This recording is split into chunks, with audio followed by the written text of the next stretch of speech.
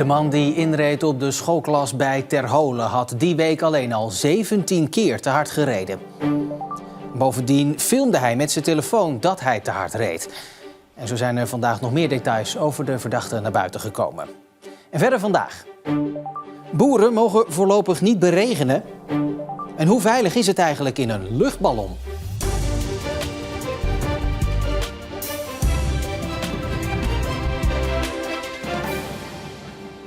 Goedenavond. Het Openbaar Ministerie is met een hoop extra informatie naar buiten gekomen over de man die verdacht wordt van het veroorzaken van het ongeluk bij Ter Holen, waarbij hij inreed op een schoolklas. Bij dat ongeluk op 11 juni kwamen 3 leerlingen van groep 8 en de directeur van basisschool De Warande uit Axel om het leven. Ze waren met een groep op weg naar schoolkamp. De verdachte zit sindsdien vast. Gisteren werd bekendgemaakt dat de man nog eens 60 dagen langer vast blijft zitten. En vandaag volgde de toelichting. Collega Mark van Leijden, jij hebt die toelichting gelezen. Wat schrijft het Openbaar Ministerie? Nou, die schrijft dat de 20-jarige man in de week voorafgaand aan het ongeluk 17 keer betrapt is op snelheidsovertredingen. En op de dag van het ongeluk zelf nog eens 3 keer is betrapt. Hij wist ook daarnaast dat de stuurbekrachtiging van zijn auto kapot was. En dat kwam doordat er een rood lampje, een waarschuwingslampje, brandde in zijn dashboard. Is gebleken uit technisch onderzoek. En de verdenking is ook nog eens dat hij op de plek van het ongeluk veel te hard heeft gereden. En dan zijn er dus ook filmpjes aangetroffen waarop te zien is dat hij te hard rijdt. Ja, die filmpjes zijn aangetroffen op zijn eigen mobiel. Hij filmde zelf dat hij te hard reed. Had daarbij ook de snelheidsmeter in beeld. En hij filmde bijvoorbeeld ook dat hij over een doorgetrokken streep reed. Dus allerlei snelheidsovertredingen die hij beging. Nou, dat geeft volgens de Raadkamer aan dat hij weinig zelfinzicht heeft. En dat hij dus op zijn rijgedrag. En dat hij keer op keer de fout is gegaan. En daardoor ook andere weggebruikers in gevaar heeft gebracht. En dat is dan dus ook de reden dat hij langer vast moet blijven zitten? Ja, de Raadkamer acht de kans op herhaling veel te groot. En er is ook geen persoonlijk belang wat zwaar genoeg opweegt tegen wat er gebeurd is. Dus is besloten om de verdachte nog 2 maanden langer vast te houden. Mark, dank je wel.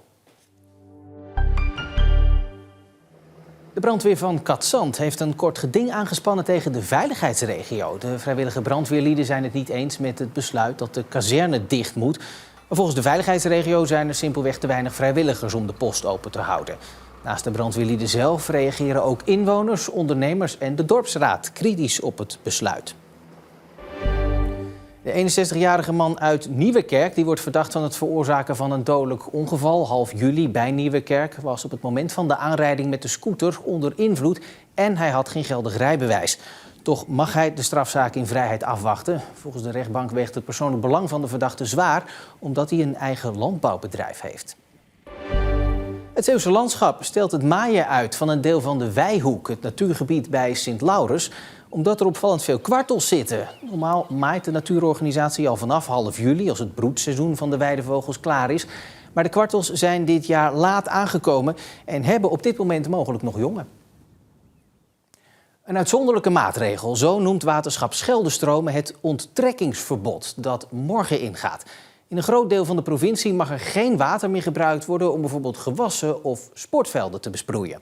We zien nu echt in de hele provincie zien we dus, dat de pijlen ver beneden onder de zomerpeil gaan. En dat gaat ervoor zorgen dat de waterkwaliteit achteruit gaat, maar dat we ook het water wat we echt nodig hebben voor het tegengaan van de vee-inklinking en onomkeerbare schade, dat we daar toch heel erg zuinig op moeten gaan zijn, omdat we ook aanzien komen dat de komende 14 dagen toch nog steeds droog zal zijn.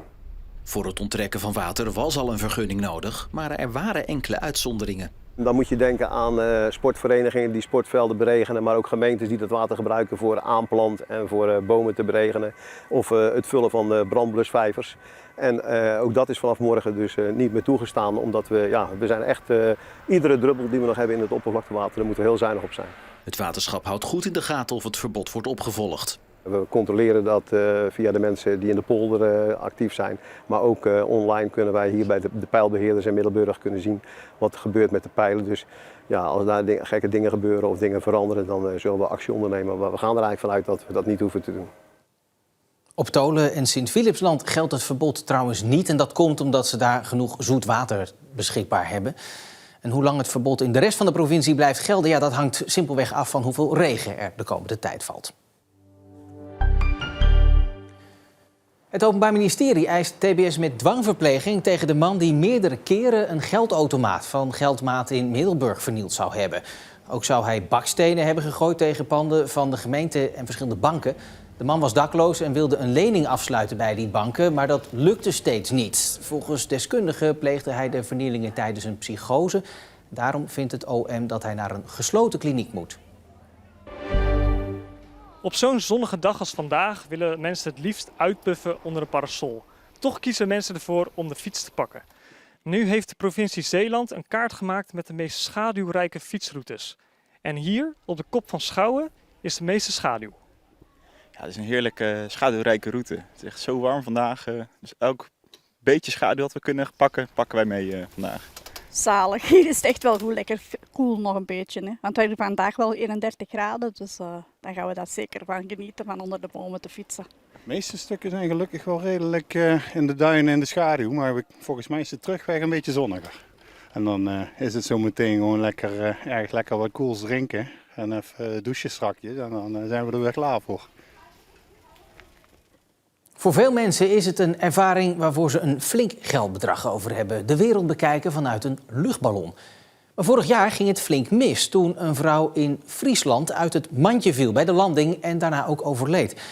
Hoe veilig is het eigenlijk ballonvaren? Verslaggever Mercy Kamermans en cameraman Roel van Zweden stapten in het mandje. Vanaf dit veld bij Westdorpen zullen we straks opstijgen. Maar voor het zover is, moet er nog heel wat gebeuren. Piloot Wouter Verbiest vindt het belangrijk om de passagiers, die vaak toch een beetje gespannen zijn, actief bij de voorbereidingen te betrekken en uitleg te geven hoe ballonvaren eigenlijk werkt. We hangen niet aan een lapje stof en we zitten niet in een rieten mandje. Maar het is een heel sterk frame van staalkabels. Dus misschien een geruststelling. Wellicht. Ook het geven van veiligheidsinstructies is een belangrijk onderdeel van de voorbereiding. Zo leren we hoe we ons moeten vasthouden bij het opstijgen en landen. Ook wordt aan 2 passagiers gevraagd om alvast in de mand te gaan liggen voordat die rechtop wordt gezet. Een nieuwe procedure voor nog een veiligere start. Kijk, liggen jullie goed? Redelijk. Ja, redelijk. Dat noemen we pre-boarding. Dus dat is eigenlijk een nieuwe procedure die wij aanhouden. Daarbij verzorgen we eigenlijk dat er al wat mensen in de mand liggen, zodat we een klein beetje startgewicht hebben. Dus als de mand startgewicht heeft, dan staat die veel stabieler. En uiteindelijk wat we er ook mee voor zorgen is dat we minder lange instaptijd hebben. Dan is het tijd voor de rest om in te stappen. Heel gestaag varen we omhoog en al snel zweven we op 1 kilometer hoogte. Wat volgt is een doodse stilte en een prachtig uitzicht over Zeeuws-Vlaanderen. Mevrouw, is dit uw eerste keer in de ballon? Nee, ik denk de 5e keer al. Dus ja, en iedere keer is het spannend. Spannend, maar ook heel, heel mooi. Ja, ik geniet er echt van. En heel stil. Ja, het is hier mooi. Het is gewoon iedere keer een belevenis om het te zien en het landschap. Het is gewoon prachtig. Elk jaar zijn er 8000 afvaarten in het hele land met in totaal 65.000 passagiers. Per jaar zijn er zo'n 10 incidenten. Het gaat vaak om kleine ongelukjes zoals een schaafwond of een verstuikte enkel. Een ballonongeluk met dodelijke afloop, zoals vorig jaar, komt zelden voor. De laatste keer was in 1993. Ballonvaren is super veilig. Natuurlijk met een auto heb je andere weggebruikers en dat hebben we in de lucht niet. Dus we hebben opleidingen, we zijn gecertificeerd, we zijn medisch gekeurd. We worden om de 2 jaar worden we bekeken als bedrijf zijn of als piloten zijn of dat we nog volgens procedure kunnen werken. Dus daardoor is ballonvaren echt wel zeer veilig. Ja. Toch is ballonvaren niet helemaal zonder gevaar, want er valt wel eens iets naar beneden. Van alles, echt van alles wat je kan bedenken. Dus van telefoons tot iemand die aan zijn horloge staat te friemelen die overboord valt, tot zonnebrillen. Echt alles wat je kan bedenken. En wat is het meest gekke? Ooit een keer een kunstgebit van iemand. die moest kuchen en die ging overboord. Alright, goed, jullie mogen recht gaan staan. Gefeliciteerd! Super al. Mooi landing.